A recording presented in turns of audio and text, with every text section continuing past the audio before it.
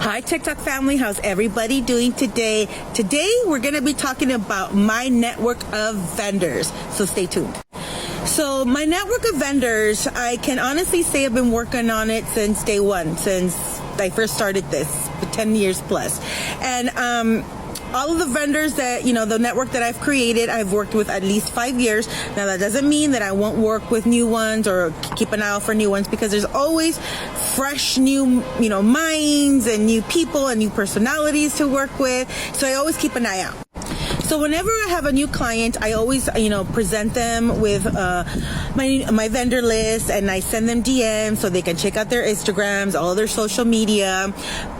But if you're set on working on someone, or you've already made a contract, or for whatever reason, I always work with new vendors.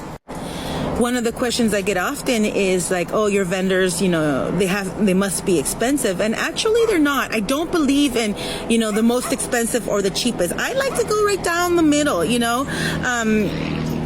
I don't like too cheap, because then I start asking questions, why is it so cheap? But then when you start thinking, why is it so expensive? Do I really need that? And sometimes when we're talking about budget friendly, we have to take all that into consideration. I usually have 2 to 3 the same type of vendor on my list. The reason being, different personalities. Certain personalities work well with others, and part of my job is to be able to pair you with the right vendor. Does it always work out? No, but I try. I also encourage my clients to go out there and do their own research, because sometimes, they use different search engines and, different things pop up. So I always encourage that.